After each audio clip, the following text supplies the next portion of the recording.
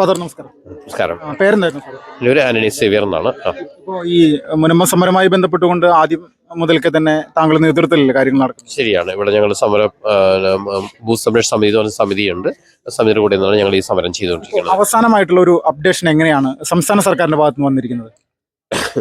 എങ്കിൽ ഈ സമരത്തിന്റെ 47-ാം ദിനമായി ഇന്ന് അന്വേഷണ കമ്മീഷന്റെ പരിഗണന വിഷയങ്ങളായിട്ട് നമ്മളോട് രണ്ട് കാര്യങ്ങളാണ് പറഞ്ഞിരിക്കുന്നത്. ഒന്നാമതായിട്ട് പഴയ തിരുവിതാംകൂർ സംസ്ഥാനത്തിലെ അന്നത്തെ വടക്കേക്കര വില്ലേജിലെ പഴയ സർവേ നമ്പർ 18/1 ഉൾപ്പെട്ട വസ്തുവിന്റെ നിലവിലെ കിടപ്പ്, സ്വഭാവം, വ്യാപ്തി എന്നിവ തിരിച്ചറിയുക. രണ്ടാമതായിട്ട് പ്രസ്തുത ഭൂമിയിലെ ശരിയായ താമസക്കാരുടെ അവകാശങ്ങളും താല്പര്യങ്ങളും എങ്ങനെ സംരക്ഷിക്കാമെന്ന് അന്വേഷിച്ച് റിപ്പോർട്ട് തരിക.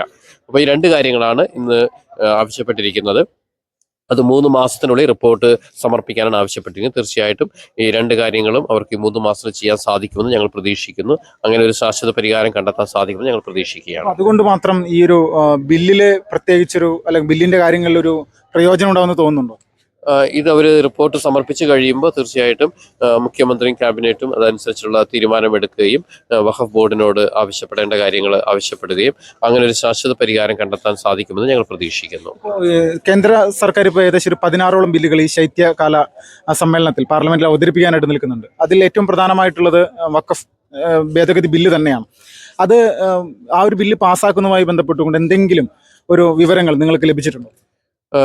എല്ലാവരും പ്രതീക്ഷിച്ചിരിക്കുകയായിരുന്നു. ഇവിടെ BJPയുടെ പാർട്ടി നേതാക്കൾ വന്നപ്പോഴും അത് ഈ പാർലമെന്റ് സെഷനിൽ അത് പാസ്സാകുമെന്ന ഒരു പ്രതീക്ഷയോടെ കാത്തിരിക്കുകയായിരുന്നു. പക്ഷെ ഇന്നലെ വൈകിട്ട് നമ്മൾ അറിഞ്ഞത് അത് അടുത്ത സെഷനിലേക്ക് മാറ്റി വെച്ചിരിക്കുകയാണ്. അത് ഇനി അടുത്ത ബഡ്ജറ്റ് സെഷനിൽ, അത് ഇനി ഏപ്രിലായിരിക്കുമെന്നാണ് ഞങ്ങൾ പ്രതീക്ഷിക്കുന്നത്.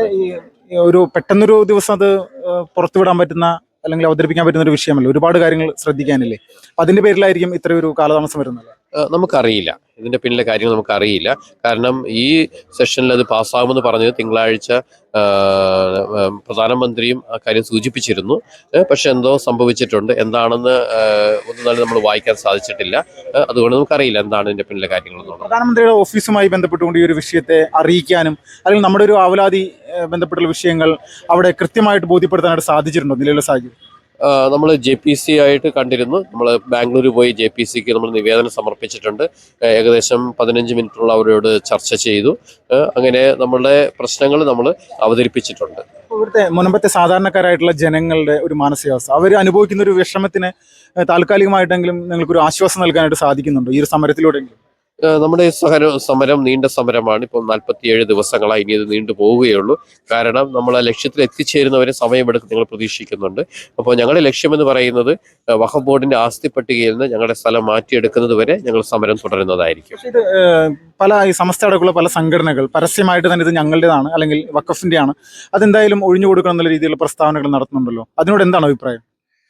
ഏതായാലും ഗവൺമെന്റ് ഉചിതമായ തീരുമാനമെടുത്ത് ഞങ്ങൾ പ്രതീക്ഷിക്കുകയാണ്. കാരണം ഗവൺമെന്റിന്റെ ലെവൽ എല്ലാ കാര്യങ്ങളും അവർക്ക് അറിയാം.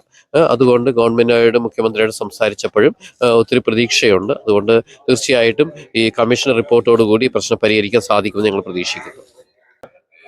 ചേട്ടാ പേരെന്തായിരുന്നു? എൻ്റെ പേര് ജോസഫ് ബെന്നി. ഇപ്പോൾ ഈ മുനമ്പ സമരത്തിന്റെ എന്ത് ചുമതലയാണ് ചേട്ടനുള്ളത്? ഈ ഒരു സമിതി കൺവീനറാണ്. ഇപ്പോഴത്തെ ഒരു അവസ്ഥ, അവസാനത്തെ ഒരു അപ്ഡേഷൻ നമ്മൾക്ക് ഏതെങ്കിലും തരത്തിലൊരു പ്രതീക്ഷയുണ്ടോ? ഞങ്ങൾ പ്രതീക്ഷിക്കുകയാണ്. കാരണം 3 മാസത്തിനുള്ളിൽ ഇവിടുത്തെ റവന്യൂ അവകാശങ്ങൾ ഞങ്ങൾക്ക് സ്ഥാപിച്ച് കിട്ടുന്നതിന് വേണ്ടിയിട്ടുള്ള വളരെ ചുരുങ്ങിയ സമയമാണ്. ആ സമയത്തിനുള്ള റവന്യൂ അവകാശങ്ങൾ സ്ഥാപിച്ച് കിട്ടും എന്ന് തന്നെയാണ് ഈ കമ്മീഷനിലൂടെ ഞങ്ങൾ പ്രതീക്ഷിക്കുന്നത്.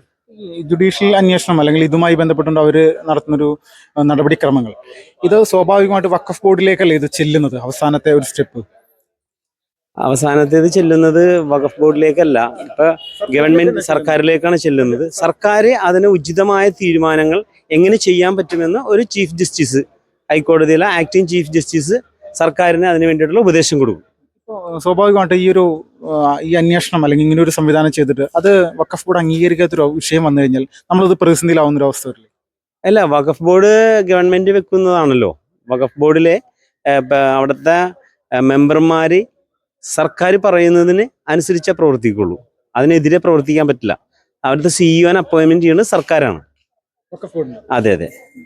ഇത് ഇപ്പോഴത്തെ ഒരു സമര വിഷയങ്ങളുമായി ബന്ധപ്പെട്ട് പോകുമ്പോൾ ഇപ്പോൾ കുറേ നാളുകളായില്ലേ, ഏകദേശം ഇപ്പോൾ ഒരു 2 മാസം അടുത്ത് ആവാറായി. ഇവിടുത്തെ ജനങ്ങളുടെ ഒരു മാനസികാവസ്ഥ എന്താണ്? അല്ല, ജനങ്ങള് ഇത് പ്രതീക്ഷയോടുകൂടി കാത്തിരിക്കുകയാണല്ലോ. ഇങ്ങനെ ഒരു പ്രശ്നം തീരാൻ വേണ്ടി പോവുകയാണെന്നുള്ള ഒരു ധാരണ തന്നെയാണ് ഞങ്ങൾക്കുള്ളത്. ഇപ്പൊ കേന്ദ്ര സർക്കാരിന്റെ ഭാഗത്തു നിന്നുള്ള ഒരു നടപടിക്രമങ്ങൾ എന്തെങ്കിലും അവസാനത്തെ അറിഞ്ഞിട്ടുണ്ടോ? അല്ല, കേന്ദ്ര ഗവൺമെന്റിനെ ഇപ്പോൾ അമെൻമെന്റ് ചെയ്യണമെന്നാണ് ഞങ്ങളോട് ഇവിടെ വന്ന എല്ലാ മന്ത്രിമാരും അതേപോലെയുള്ള എല്ലാവരും പറഞ്ഞത്.